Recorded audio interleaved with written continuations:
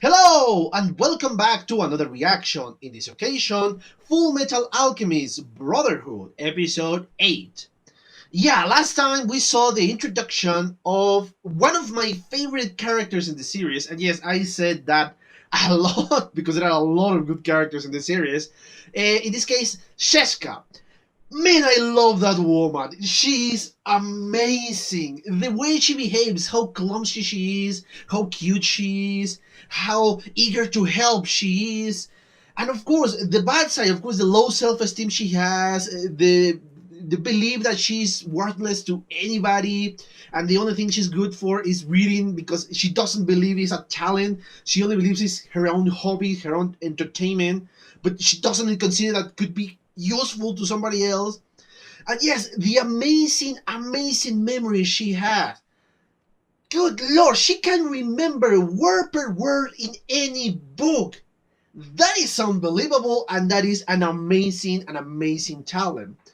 And yes, I love how she is introduced. She's introduced in a very funny way. She's buried by a lot, and I mean a lot of books, and of course the Elric brothers rescue her. And when they thought that they will lose everything, here comes Shiska and saves the day. Unfortunately, this reminds me of something else. I am not going to say what exactly is that, but I think people who have already seen the last iteration or who have seen this Full Metal version, I think they know what I'm referring. It has to do not with the Elric brothers, at least not directly, but it has to do with one of their friends.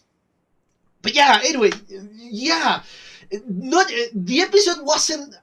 Sheska wasn't the main plot of the episode. I think they figuring out how the hell Philosopher's Stone was the main point. But come on, can you blame me? It's Sheska. I love that girl. I really do. But anyway, I think I have spoken enough about this, enough in the last episode, and yes, I really went all out in this one. So yeah, let's just cut all of these and watch the next one, shall we?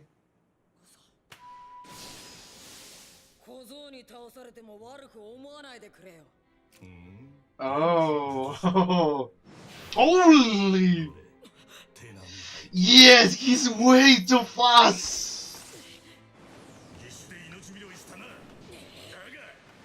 Oh man! Yeah, I forgot how good this guy is! Holy!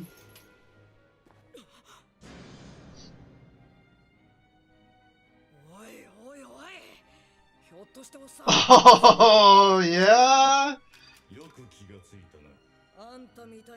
Yes, that is true. Yeah. Oh, okay, yeah. Oh, okay. Now we're good. Oh, yes. Now they real names.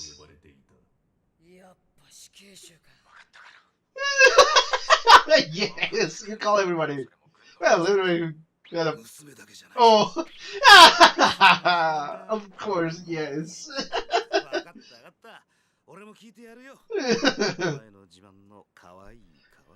Oh my. Oh, this is exciting. Oh, the freaking yes! I know what is that. Yes. Oh crap! Yeah.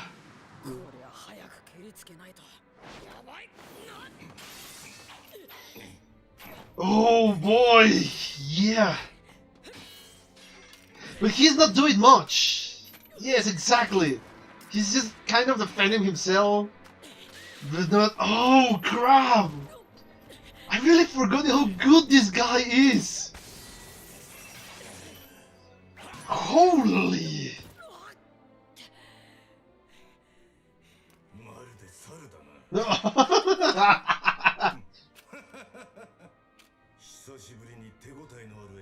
Oh yeah, he's just happy because he's having the thrill of his life?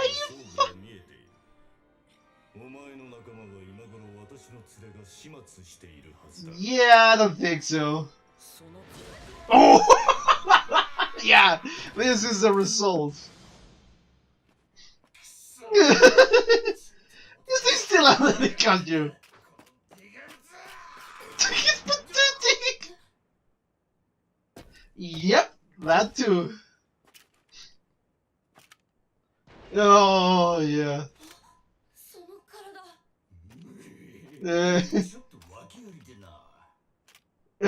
He's trying to scare him. Oh, killer, remember the chopper. Yeah. Yeah, it should be terrifying, it should be disgusted, but this is so ridiculous. Yes. No, you shouldn't. Yes, exactly. Yeah, that's the correct reaction. And I heard, you know.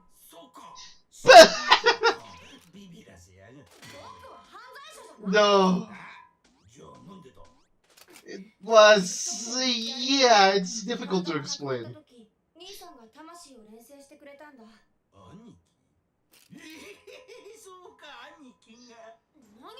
Oh yeah, I remember this part too.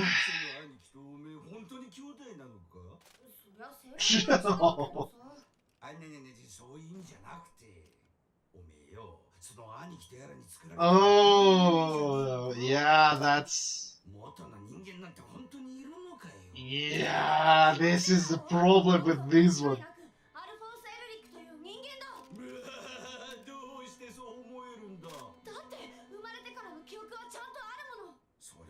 Oh, crap, yeah, this existential crisis here. Oh.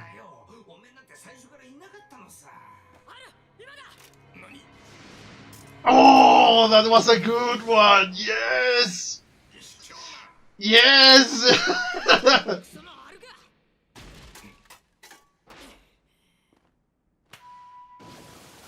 That was clever.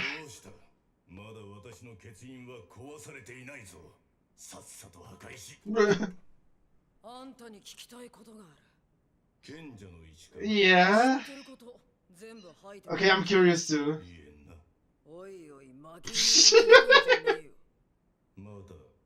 Oh, he can still move his body. Yes. Exactly, he can still move his body. Oh, 2 seals! Yes, you cannot give up! Oh, of course! The decomposition, yes!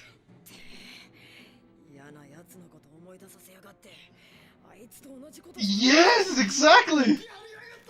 Oh, yes, he's... yeah, but...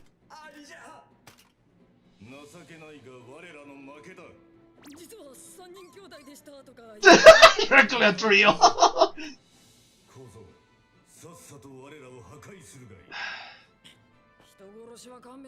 Well, yeah, that's... well, yeah, he will consider them humans. Oh, yes, exactly. There is a reason behind this.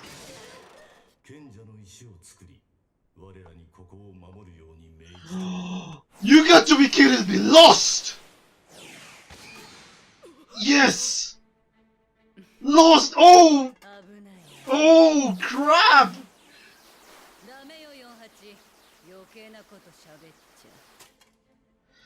Oh, crap!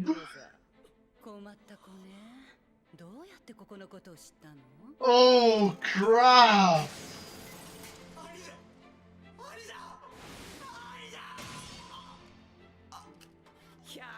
Oh, no, this is getting very serious.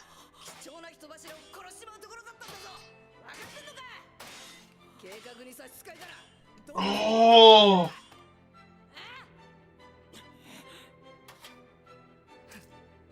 Now this is getting dangerous.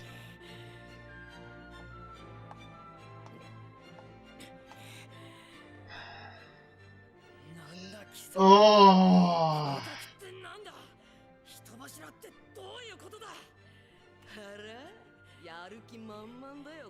Yeah, this guy is dangerous. Well, I don't know if it's guy or girl, whatever, or something in between.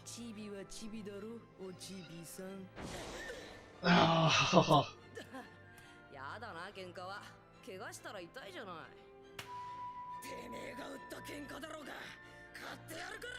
What? Oh, yeah, of course I know what is that. Oh.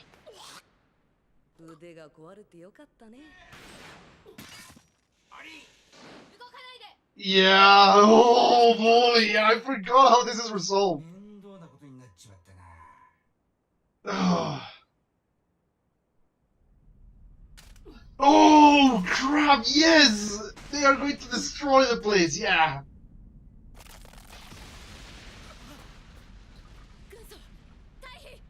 Holy!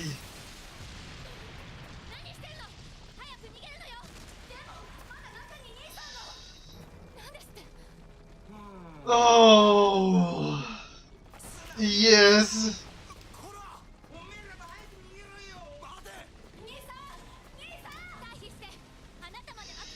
Good! Oh, yeah, this is... Oh! Yeah, these are the drill villains here. Yeah, I love this hypocritical side of them. They're being... Yeah, this is all... Oh.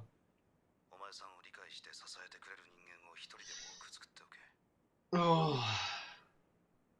Get back! I wasn't expecting that one! I was expecting something more serious than that. We're still got to a minimum! Okay, enough of that, because yeah, spoilers. That ended... Oh! This episode brings a lot of heavy stuff into the anime. A lot, and I mean seriously, a lot. But that last line, oh, it just breaks everything, and I love it. Anyway, as always, I'm gonna watch this again and be back in my comments. See you in a bit. Okay, I'm back. I just watched a second time the 8th episode of the series. And yeah, this is again hitting us with the heavy stuff. Yes, it has its size of humor. Yes, it's not as serious in the first view. It's not as serious as you might think. But once you start seeing it over and over again, you start to understand a little bit more about the subject and about everything that is being said in this episode. Yes, it's accompanied by great action scenes and by great animation. But I think the important part is those words who were spoken. So yeah, especially with the first assassin. Well, not assassin. I think it's just a chopper or something like that. It's a serial killer. Well, both. Three of them were serial killers. But anyway, yeah, let's start with Barry. Again, we're seeing this kind of fight between Barry and Al. And I'm calling him Barry because that is his name or his real name, Barry the Chopper. Uh, but yeah, it's an interesting portion of that fight because both scenarios have interesting things in them, but for different circumstances. But of course, the first real scene of this episode is when Ed finds the transmutation circle that helps them to create the philosophical stone. Again, I don't know if they already made a philosophical stone, a complete philosophical stone. I think they haven't. They are still looking for the truth because if what I think is happening, they don't know or they don't want to investigate. They are using brute force to create something instead of the real method, which is of course a lot harder because you have to think a lot more. But there is something deeper in here, or perhaps I'm completely wrong. I don't know. Yeah, but once it finds this circle, the other assassins, of course, in the moment, I didn't know that because I really did not remember that there were two of them in that armor. Start to attack. Yes, he's introduced himself, not saying his real name, just saying his number. I think it was number 48, and start to attack. And yes, this fight is really spectacular. The movements, and I love the fluidity in the movements with the sword. And yes, the freaking attacks, because yes, these are relentless. Now he's has found another guy, let's say, who is really capable of fighting. But of course, among the fight, he figured out that he's not a guy, he's not a dude inside an armor. No, it's actually an armor, just like Alphonse. That somebody sealed the soul of another person in that, well, in that armor. And but in this case, they did it because they needed somebody to guard the place. They want to kill anybody and everybody that enters this laboratory that is, well, completely almost not in use, let's say.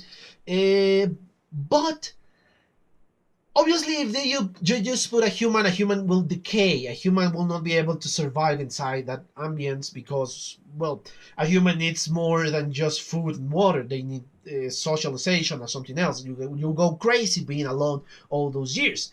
Since they do not consider humans and they just want, okay, you're going to stay here. You don't need water. You don't need nothing. You just need to keep everybody at bay.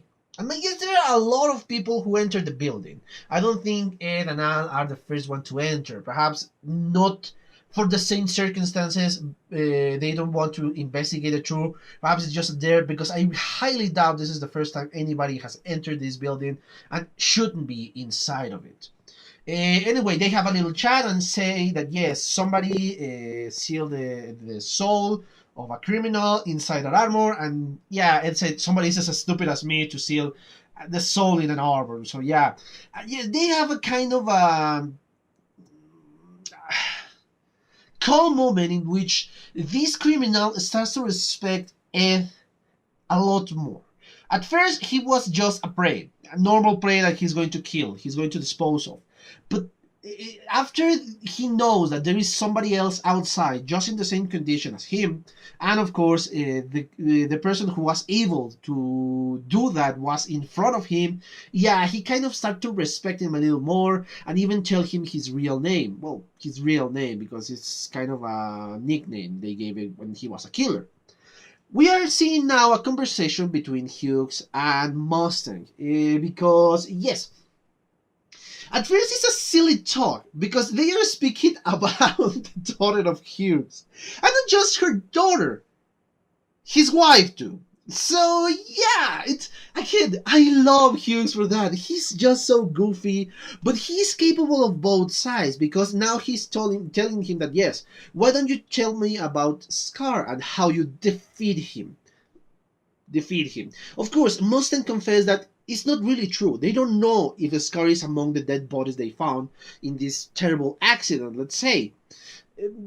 Of course, we know that Scar is in there. We know that Scar managed to escape, but my guess is those are bodies that were dumped in the air or died there. They're just kind of, I don't know,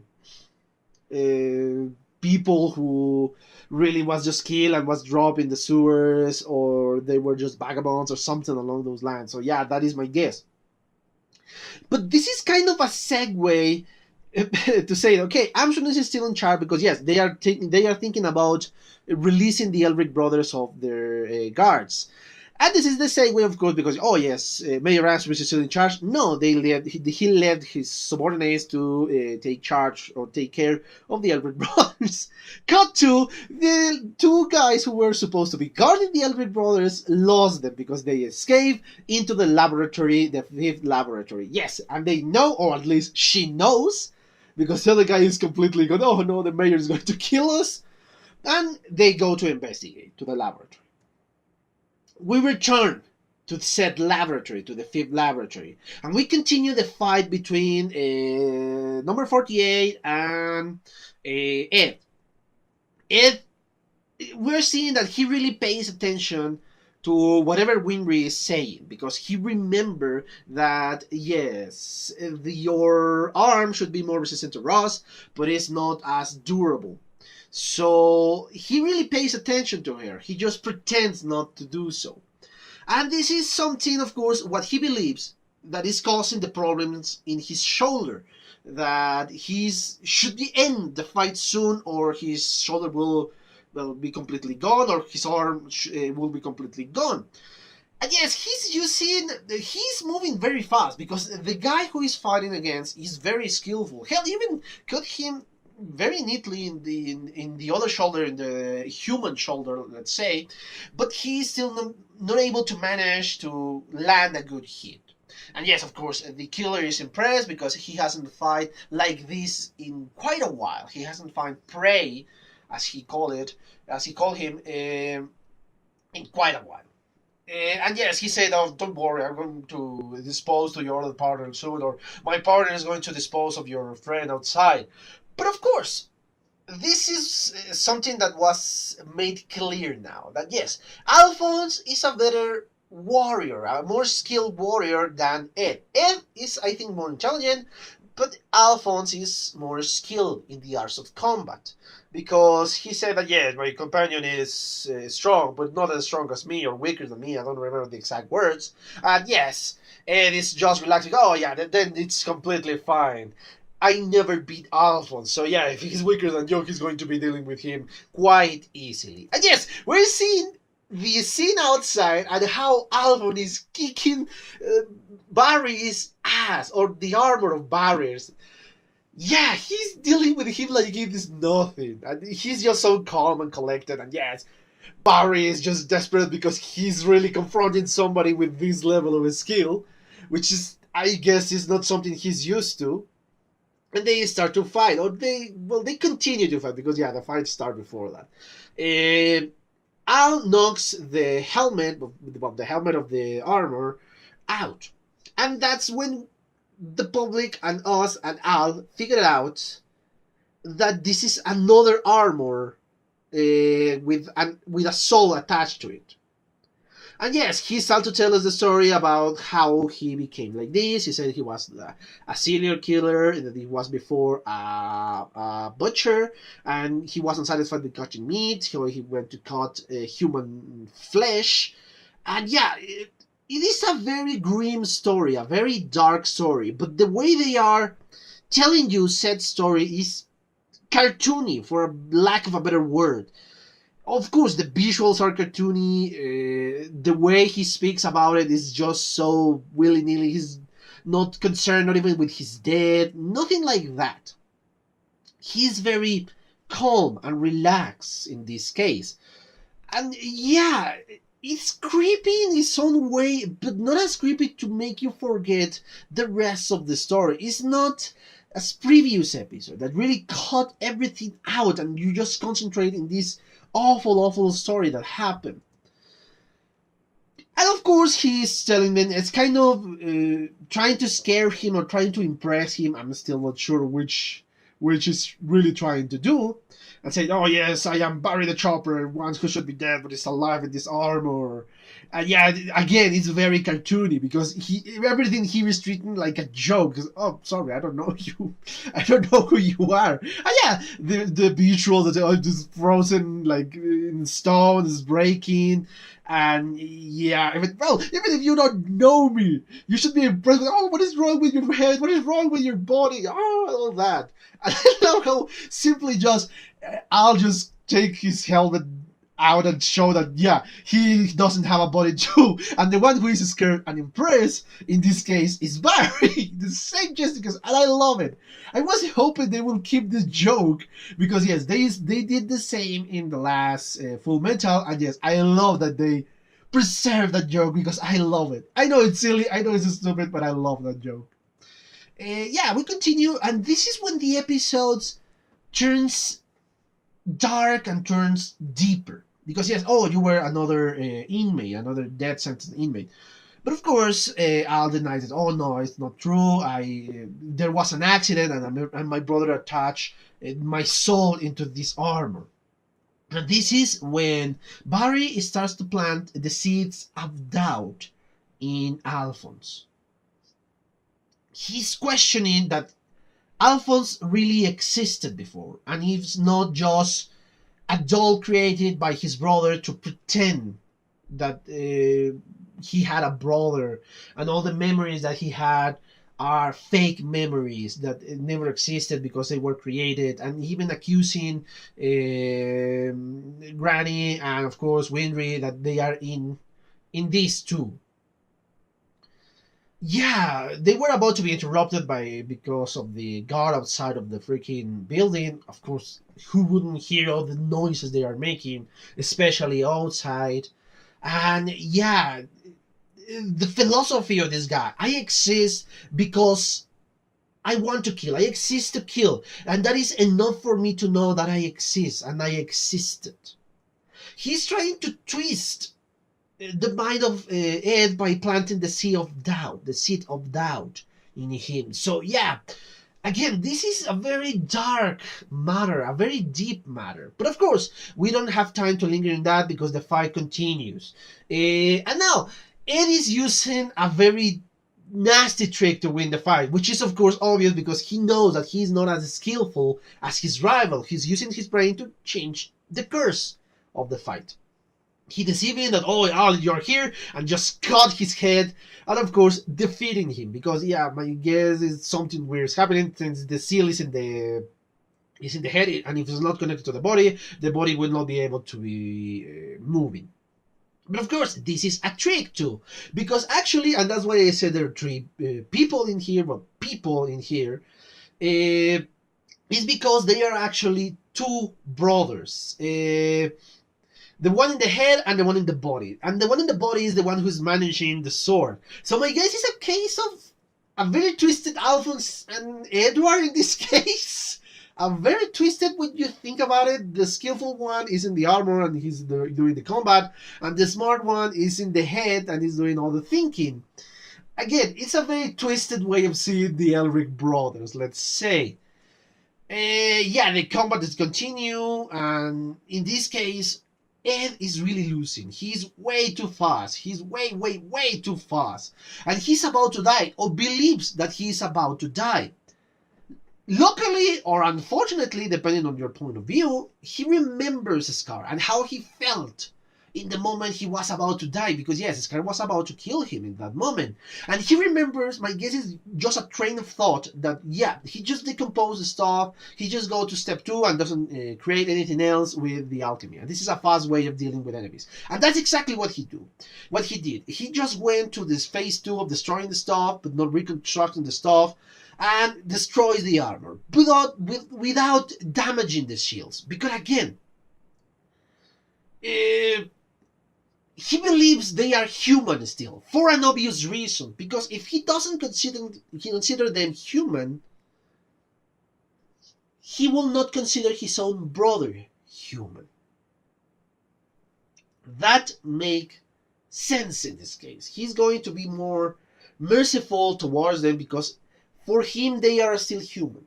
And he doesn't want to kill anybody. He believes still in the sacred of the human life. He doesn't want to sacrifice anybody so he can recover his body, or his brother can recover his body, or he can recover the leg and the arm that he lost. So that's why. And again, before anything else, and after the very silly joke, you're not going to tell me that you're a trigger, right? No, don't worry about that. Yeah, we're going outside again, and we're seeing a more equal fight.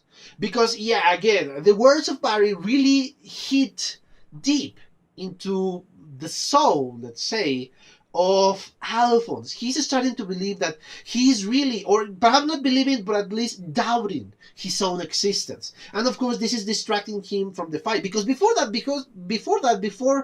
he was focused. He knew what he needed to be done. He was ready to attack, and he was just dealing with a bad guy. That's his concentration. He knew that he needed to win.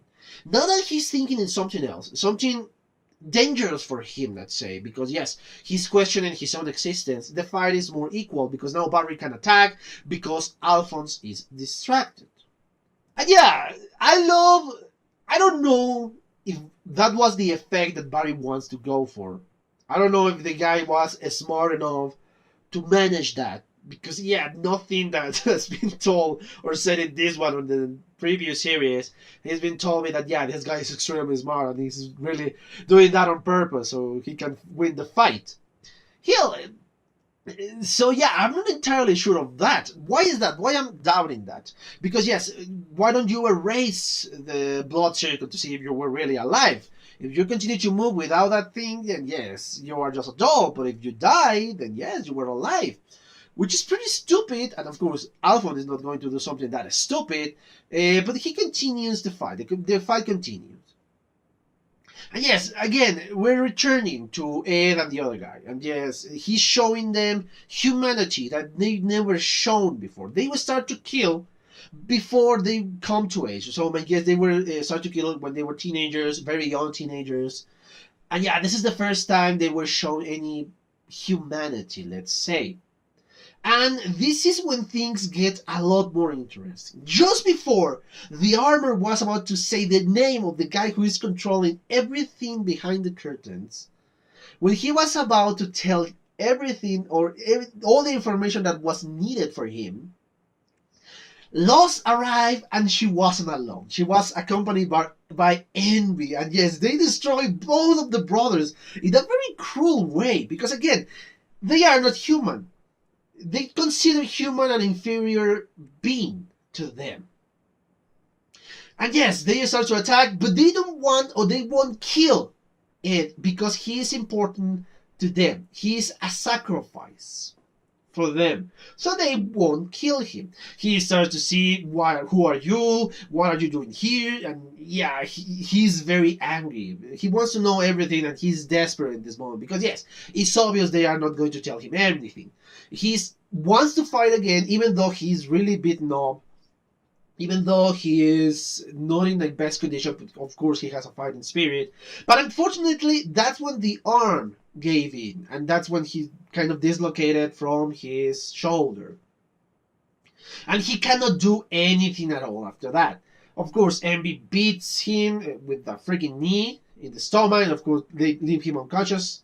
And they plan to destroy the entire building. Of course, they would not let Ed die. They need him for the future. So they won't kill him. And again, we return to the existential crisis of Alphonse. He is still thinking that perhaps I'm not real. Perhaps I never existed. It is again a deep concept we have here. Something that was created by the words of, let's be honest, somebody who is not shown to be that smart. But something that will follow Al into the future. Of course, the building starts to crumble, and luckily before Al gave up, the Guardians arrive and create enough distractions for them to, well, escape this problem. Because yes, my guess Barry is not as skillful for him to be dealing with trained military people. And yes, he takes the opportunity of the distraction of the collapsing building to run away. And we saw Envy again. He was carrying Ed and delivering him to his brother and to his guardians in this case. He's portraying this moment as a good person. That he just wanted to save Ed. And he managed to save him and said, oh, you need to be careful with him. He needs to be careful. You must take care of him. He must not do anything reckless and all of that. Yes.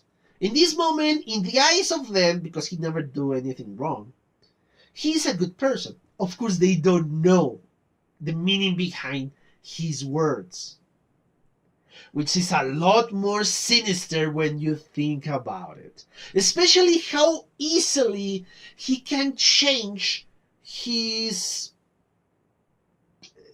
face. He really shows a genuine worried or concern for it. Or not concern, he's showing that he feels satisfied because he saved somebody's life. I think that's the more accurate way to describe his face.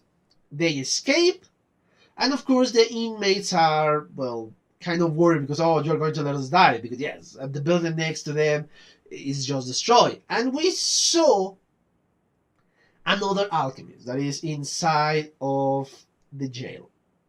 Kimberly. This guy, I don't remember why he is important, but I know that he is important. And yes, he's a sick bastard. He's one of the few that really enjoy the massacre of the Ishvala people. Yeah, this is an awful, awful person. A very sick bastard. Again, we're seeing Alphonse in a very weak mental state because, yes, he's worried that perhaps he doesn't even exist anymore. Anyway, we return to Hughes and to Mustang. He's telling him that maybe he's going to be called into Central because, yes, he was able to deal with his scar and he's going to receive praise and all that because they need him in Central.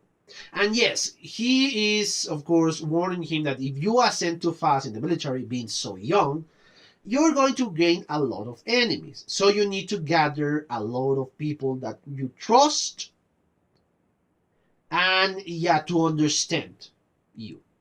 And, of course, that they will be able to support you. Again, when he was speaking about this, I thought something really serious is going on. Oh boy, he's going to really give him some good advice, or you need to be careful with this, or something like that, or there is something sinister here. But no, it was a joke that bring everything behind that. Oh yes, an advice from me. Get married soon. And he just hangs up, and it's so ridiculous because that breaks everything. All the last few minutes were so serious, and they do this to break that seriousness. It's so ridiculous, but it's so funny, and that's why I love Hughes. Yeah, this is an interesting episode, and we knew that it was going to be a serious one for the subject they were treating. Of course, the sacrifice of human lives for a philosopher's stone. But I did not expect the first time I saw this in the last series, of course. In this series, I kind of expect that. The existential crisis of Alphonse. I wasn't expecting that the first time. And yes, this is still a very heavy subject. Because yes, perhaps you're an adult. Of course, so far we know that it's not true. So far we know that this is not correct. That really Alphonse existed. That really Ed loves his brother. And he really was willing to sacrifice everything for him. But Alphonse doesn't know that. And that is the important point. And if somebody's telling me, oh, but if he was willing to sacrifice his life for his brother, he should have known when he fought the Scar and he should have remembered that. Let's remember, he is still a kid. A 14, 15-year-old kid. It makes sense for him to doubt his own existence.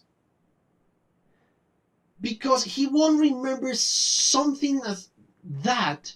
Because again, everything has been said, all that seed of doubt is planted already. So that's why it makes sense for Al to doubt his own existence. Man, that's why I love this series. The topics that brings into the table without even trying. Dude, it's unbelievable. But anyway, yeah, I think I exhausted the topic of this episode. And yeah, I'm really grateful for you guys. And again, the only thing I have to say is, well, thank you for your comments, your likes, your views, and your subscriptions. If you want to be a subscriber, click on the button for subscriptions and on the bell so you can get notifications. If you want to follow me on Twitter, the link is in the description below. And of course, if you want to share this video, please do. That will help me a lot more. So, yeah, guys, thank you so much for your attention. And, well, see you on the next one. Bye.